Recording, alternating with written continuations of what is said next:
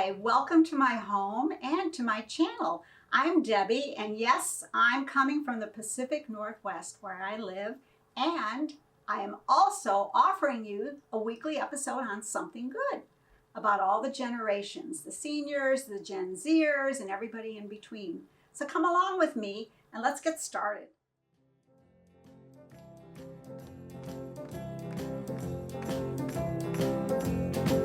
Woke up this morning feeling fine. There's something special on my mind. Last night I met a new girl in the neighborhood. Whoa, yeah. Something tells me I'm into something good. Something tells me I'm into something. She's the kind of girl who's not too shy, and I can tell I'm her kind of guy. She danced close to me like I hope she would. She danced for me like I hope she would. Something tells me I'm into something good. Something tells me I'm into something. We only danced for a minute or two, and then she stuck close to me the whole night through. Can I be the one in love? For she's everything I've been dreaming of. She's everything I've been dreaming of. I moved her home and she held my hand. I knew it couldn't be just a one night stand. So I asked to see her next week, and she told me I could. I asked to see her and she told me I could. Something tells me I'm into something good. Something tells me I'm into something. Something tells me I'm into something.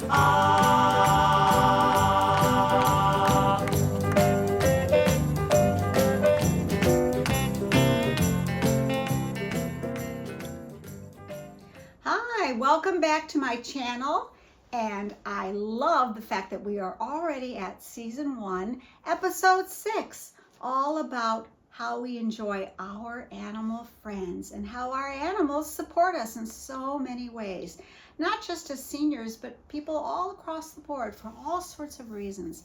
Where would we be without our wonderful cuddly animal friends? They give us so much unconditional love, that's for sure.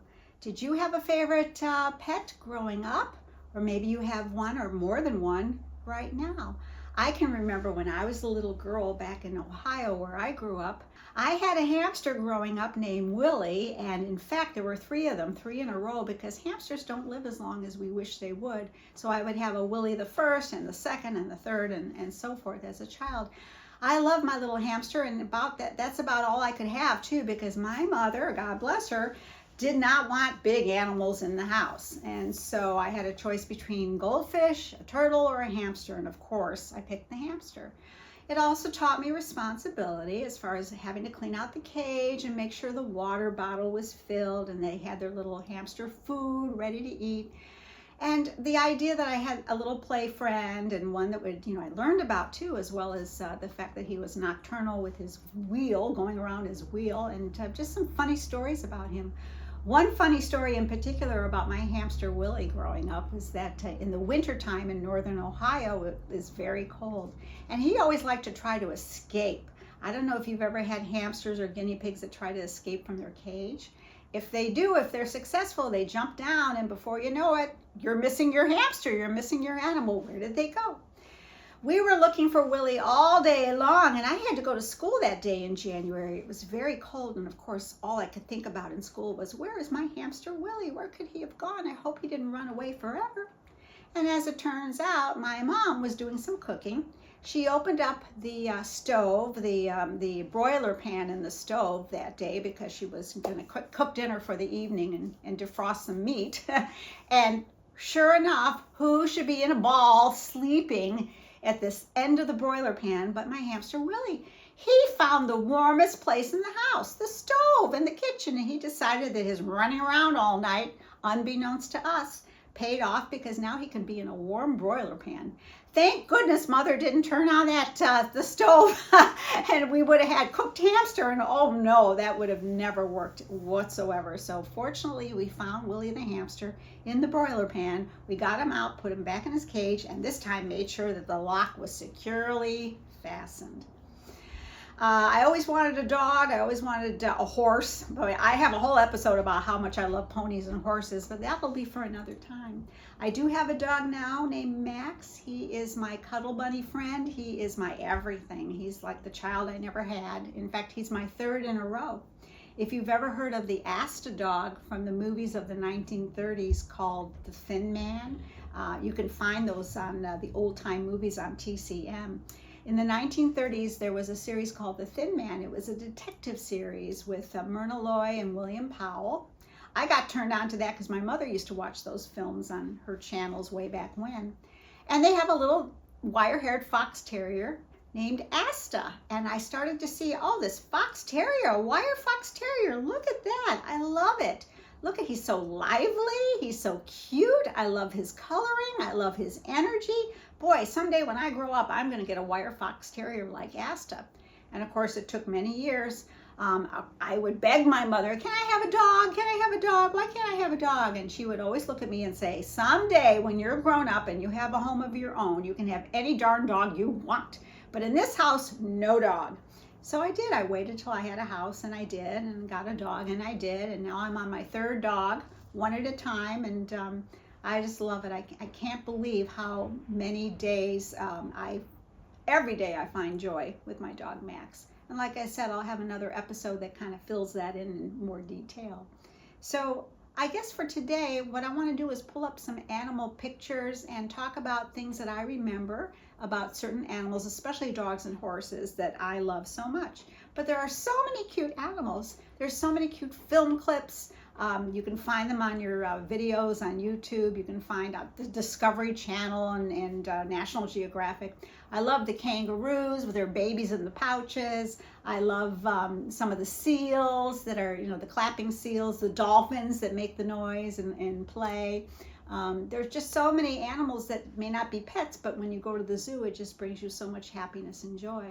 When I taught kindergarten, I used to tell the children that a zebra is nothing but a pony with striped pajamas, and they always liked that joke. So if you have a pet, and I'm sure you probably know someone who does if you don't have it yourself, even though it takes work and you have to be responsible for them, you have to take care of all their needs, the point is they bring back so much joy and unconditional love. There's also therapy animals like equine horse therapy that help people that have dealing with disabilities, people that have had PTSD or for whatever reason they need therapy. Horses are trained as equine therapy horses. We have several of those programs here in Eugene where I live, and I think it's just fantastic. We also have, if you remember Sully, the name of the Labrador Retriever that was the veteran dog for George H.W. Bush. That dog, Sully, loved his owner so much, was by his side as a senior and, of course, as a former president. And when they had the funeral for President Bush back then, Sully was photographed very famously lying by his casket, by his side. And so that dog went on to help other veterans, other people who need that help as well. So, of course, animals can be trained to be all sources and resources for helpfulness for their humans. Animals also help seniors like myself and others lower their blood pressure. It helps to keep you calm. They're just, very loving and giving. One thing, though, is I just simply can't understand somebody who's not an animal person. I don't know why, but some people just don't relate to animals. It's hard for me to understand because I so relate to animals, sometimes better than people. But the point is, it's all good. They just want to love you. They want to please you. And I just think animals are terrific. If you have an animal that you remember growing up, or you have one now, and maybe you have some stories that you can share about what they got into, some of their silly habits and tricks, things that they do that make you laugh. That's the best medicine of all, is animals that give us joy, comfort, and laughter. My dog Max gives me a tremendous amount of joy every day. We have a whole routine, and I don't know who I'd be without him. I love the wire fox terrier breed. I just think they're the best. The size is perfect for me. He's just a beautiful spirit and a beautiful soul. We're so lucky to have our animal friends in everything that we do each day. I certainly remember the lockdown that we had back in 2020. Oh my goodness, my dog really saved me all those cuddles and all that love at a time when all of us felt so very distant and disconnected. But now we can be out in the fresh air and enjoy hikes and enjoy our animal friends and all that they give us and all that we can do with them. One of my happiest memories was tuning into a 1930s classic show called The Thin Man with Myrna Loy and William Powell and their little dog, Asta. It was a detective series, and Asta got into all sorts of cute, funny situations. Let's take a look at one film clip with Asta. Here we go.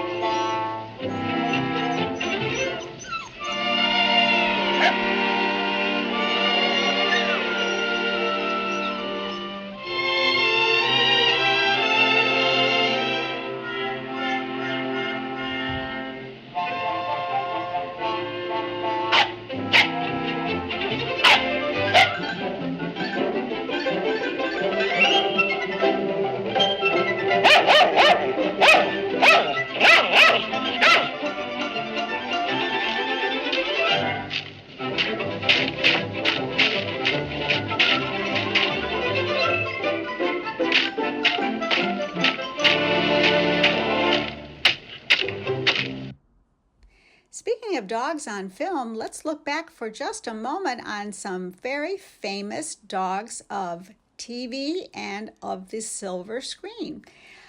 Here is Rin Tin Tin. He was rescued from a battlefield during World War I. He starred in movies and gained worldwide fame. And then there was also Judy Garland with, of course, Toto in The Wizard of Oz. She played Dorothy with her Cairn Terrier, whose name in real life was Terry, from 1939. And who can forget the very famous collie named Lassie from the 1940s? It started out as a wonderful film series with, of course, Roddy McDowall and a very young Elizabeth Taylor. But, of course, now we remember Lassie. Those of us that grew up in the 50s and 60s, Lassie was the TV show. And we enjoyed all of Lassie's adventures, including when Timmy would sometimes get lost. He'd fall in the well. Timmy, where did Timmy go? He's lost. Let's go ask Lassie. He always got into lots of mischief, but at the end of the day, Lassie and Timmy, who loved each other dearly, would say their prayers and get ready for bed. And so Lassie was a staple of our 1950s and 60s TV viewing as we seniors grew up. Before we end today's episode about our animal friends, I want to circle back just for a moment about the wonderful equine therapy programs there are all across the United States. There's so much goodness that can come from therapeutic riding. In fact, here in Eugene, I belong to a therapeutic equestrian center called Soaring Spirit. It's an innovative therapeutic riding program for children and adults with physical, developmental, emotional, and learning challenges. So there are so many benefits. Even if you're just a senior and you have a little bit of a senior moment here and there, therapeutic riding gives you that sense of freedom, that sense of autonomy. It's incredibly motivating too. For children, they're able to increase their strength, their balance, their coordination, and awareness of their own bodies. And for some children who have cognitive development issues, riding can facilitate their healing in that area. And at the same time, children as well as adults can have fun and feel proud of their achievements. I hope you enjoyed today's episode all about our animal friends, how they serve us, how they love us. That's definitely something good in our lives that all of us can enjoy. I'll see you again next week. So have a good week. Enjoy your summer so far, and we'll see you then. Bye.